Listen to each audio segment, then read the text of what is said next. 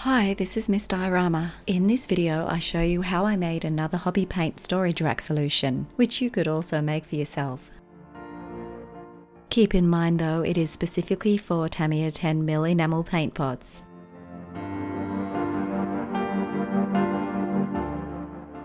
Before I go any further, I hope you enjoy this video, and if you do, please give it a thumbs up, and if you haven't already, please subscribe to my channel. I would really appreciate your support, and to all of my subscribers, a big thank you for your support as well. I decided to use 3mm thick MDF for this project, but you could also use 3mm thick plywood or acrylic instead. That is, of course, as long as your laser can cut acrylic.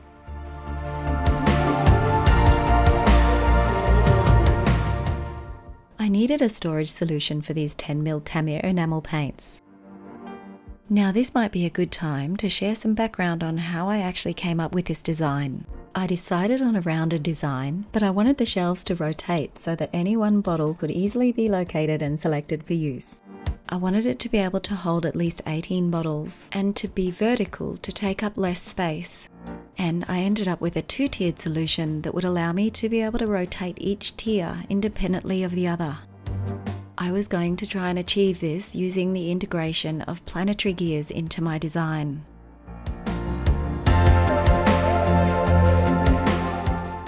I also recently made a carousel style rack for my army painter paints.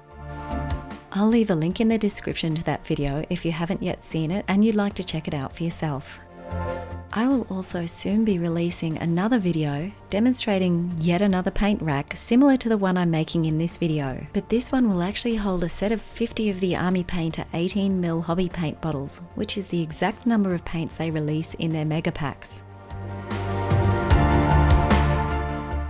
Just a quick note, if you don't want to watch all these parts being cut, you can just skip to 4:40 on the timeline. I've added automatic chapters into this video to make it easier for you to move through the video at your convenience. Okay, it's time to focus back on this project. A rack with shelves that rotate will usually have some sort of a mechanism that will allow the shelves to easily turn.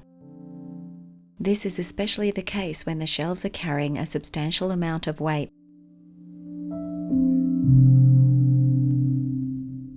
Therefore, I searched for an idea for such a mechanism.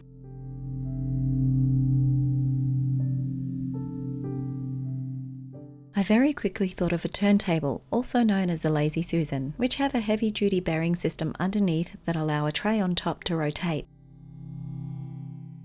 Then I remembered seeing a video about planetary gears, and I wondered if I could somehow incorporate that into my design. I will leave a link in the description to a couple of really good videos on planetary gear systems that you may also want to check out. I will also demonstrate how I made my own planetary gears for this project.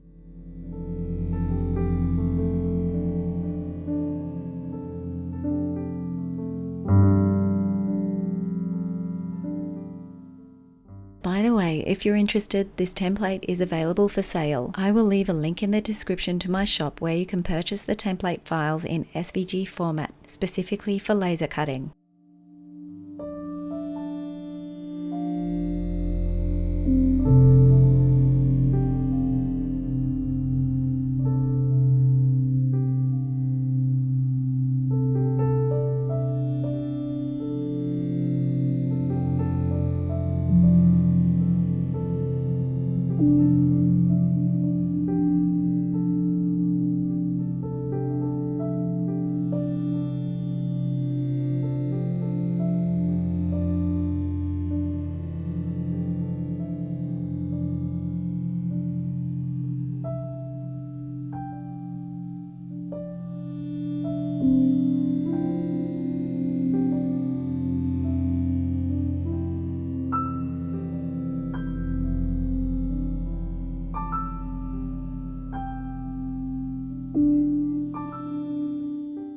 Now that all the parts have been cut, I will start by assembling the planetary gears.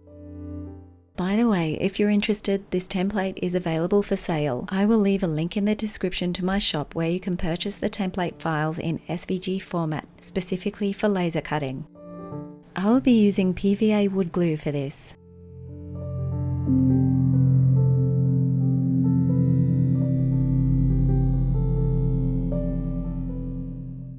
I begin by gluing together 3 of these cog parts, making sure to align them as perfectly as possible.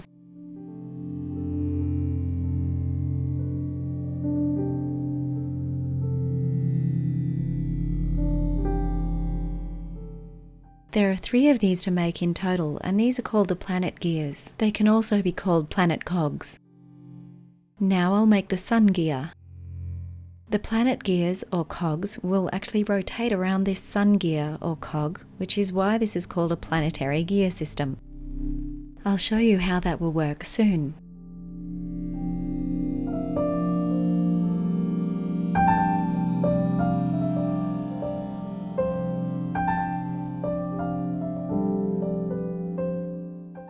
While the glue is drying on the sun gear, I will glue a piece of 15mm long dowel into the centre of each planet gear.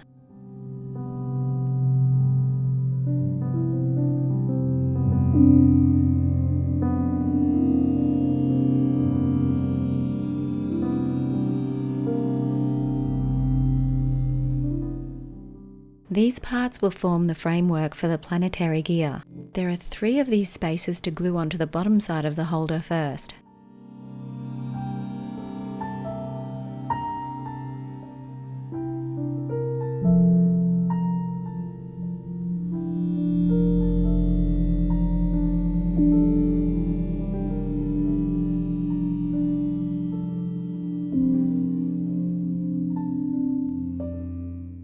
Once the glue is dry, the top side of the holder can then be glued on.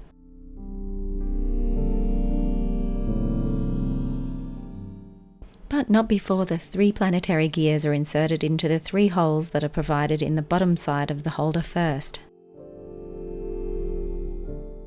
Now the top side of the holder can be attached. This forms part of the planetary gear system. The dowels that were inserted will allow these 3 planetary gears, or cogs, to turn.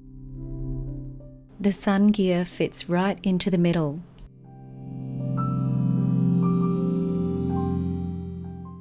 Now is a good time to assemble the base for the paint rack. The centre axle will be an 8mm round dowel, which must be supported in some way.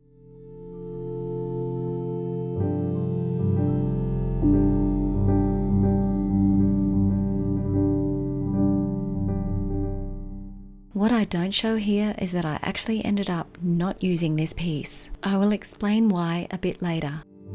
In the meantime, I will assemble the shelves. Using PVA wood glue, I attached this piece to the bottom of the first shelf.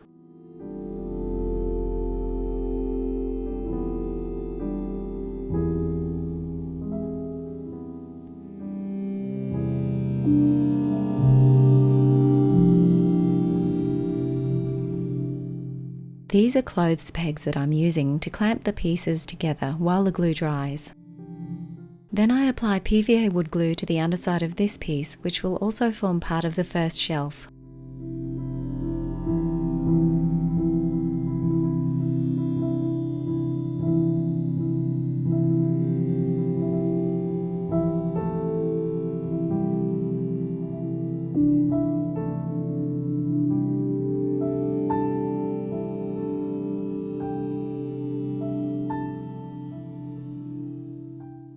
Now I can insert the tiny spaces into their respective slots.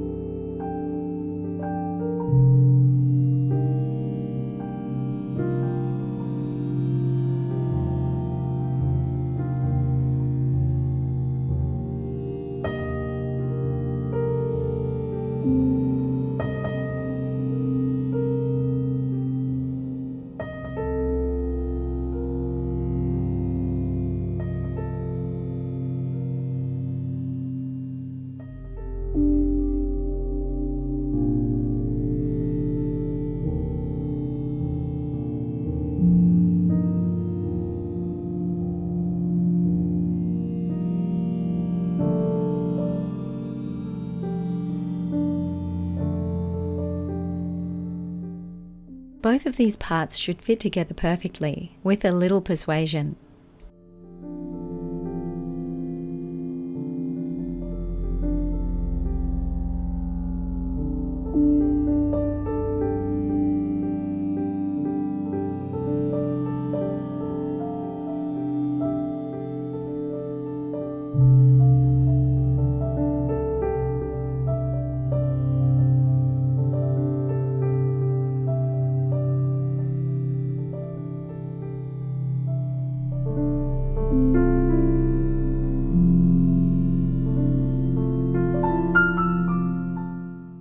Now to assemble the second shelf. This is much the same process as for the first shelf.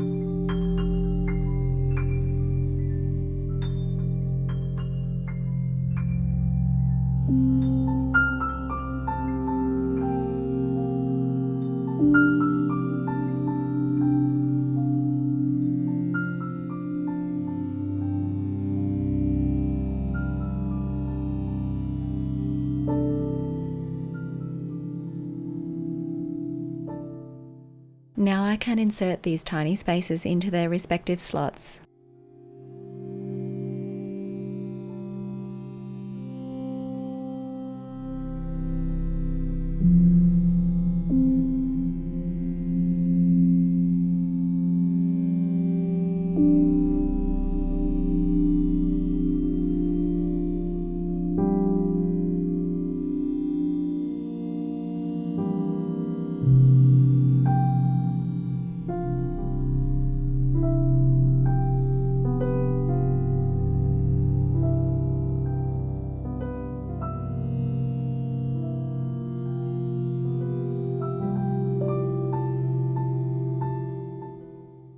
With all the separate parts completed, I can now assemble the whole piece. So I collect all of the parts required for final assembly.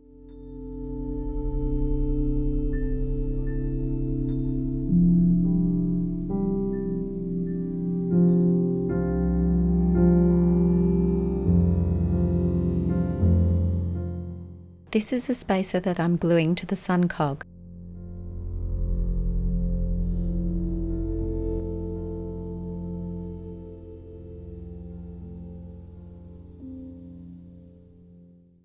And another.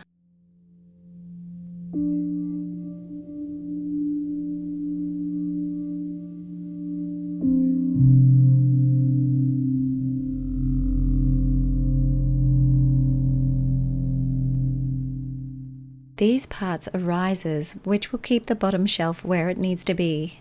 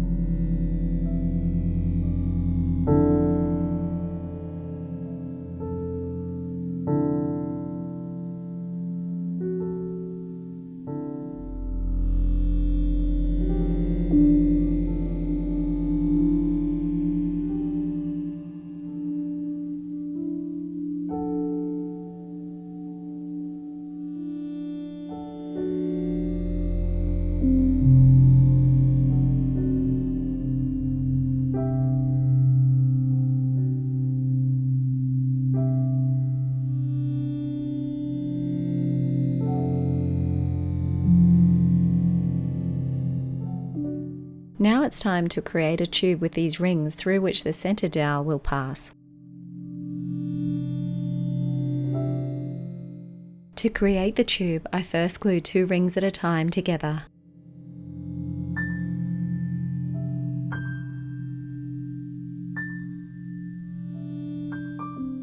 Then I glue 2 of these together to make a set of 4 rings. While the glue on these little tubes dries, I will start the assembly.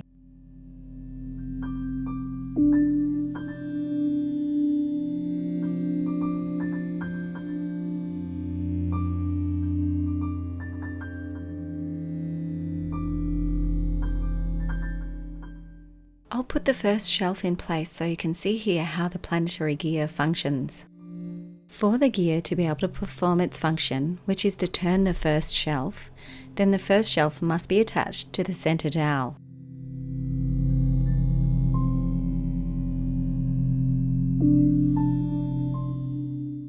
And the sun gear must also be attached to the center dowel.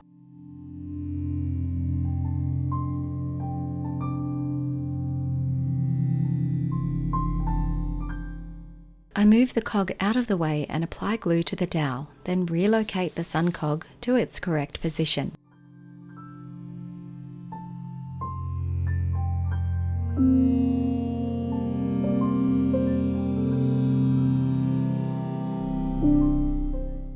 Importantly, the center dowel must extend a total of at least 15 millimeters past the sun cog. This is so that the center dowel will actually protrude from the base by at least 3 millimeters.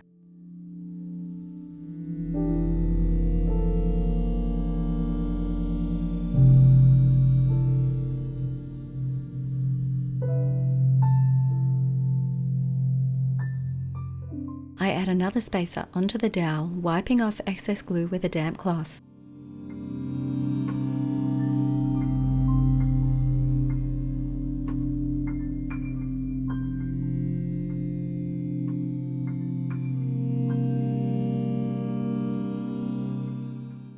I'm going to use these 3 outer gear rings to construct another ring.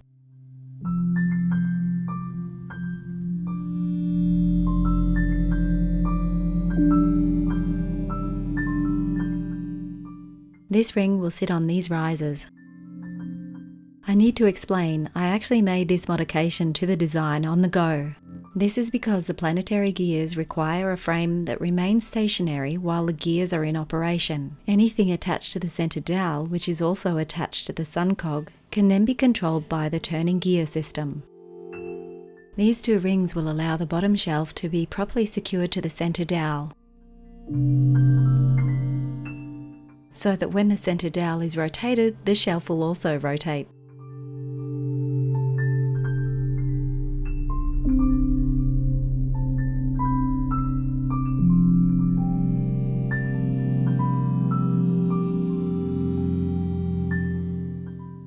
The first shelf can now be installed onto the dowel, where it will now permanently be attached.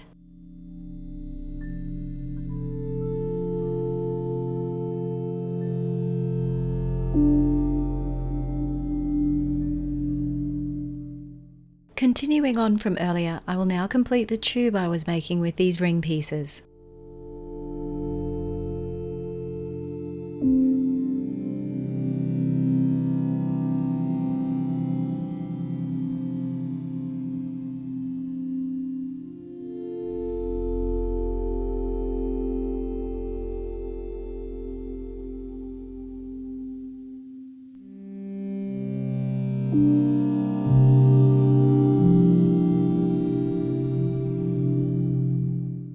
I'm actually making 2 tubes. The first is made up of 8 of these rings.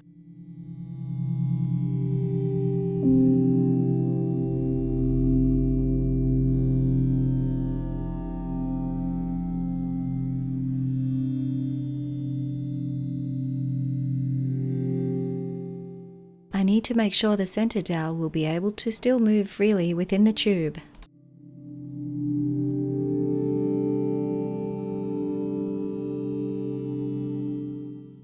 And the second tube is made up of 12 of these rings.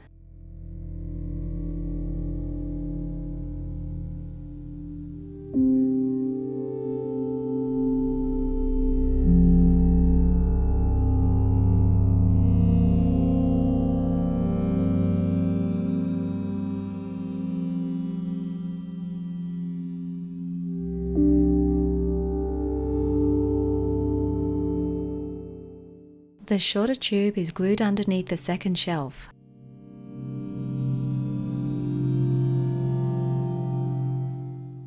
And the longer tube is glued to the top of the second shelf.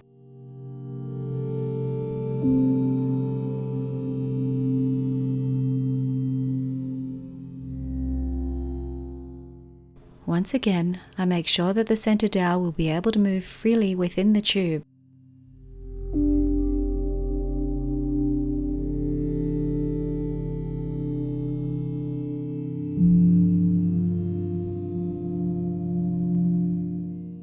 Now it is time to assemble some handles.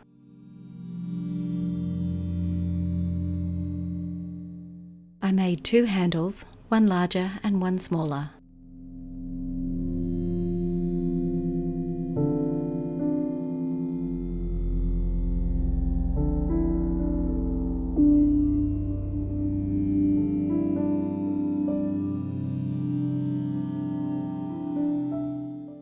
The larger handle is attached to the top of the second shelf tube.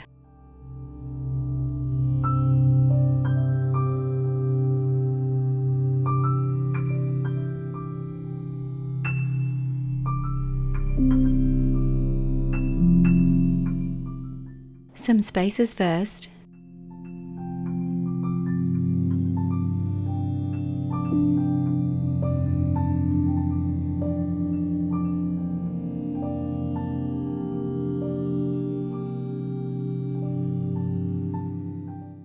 And then the smaller handle is attached to the top of the center dowel.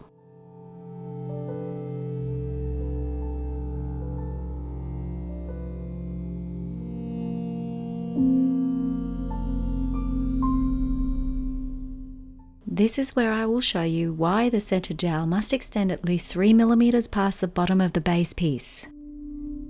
I am adding some risers underneath the bottom of the base. These risers will keep the paint rack off the surface that it's sitting on.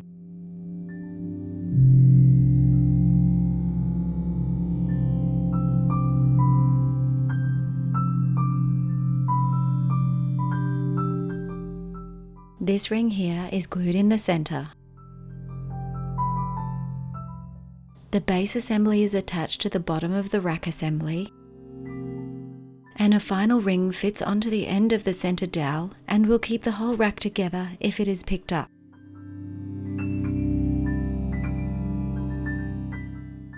That completes the rack. Now to load the paints.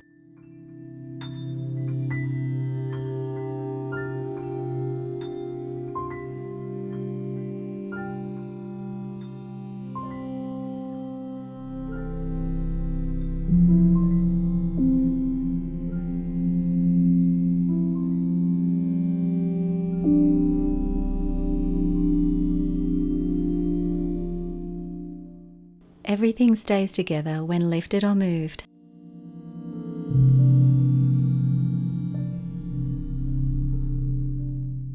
That's it, and I hope you liked this video and that it has inspired you to build your very own hobby paint rack. Be sure to look out for my next video in which I will demonstrate another similar hobby paint rack, which will hold an entire Army Painter mega set.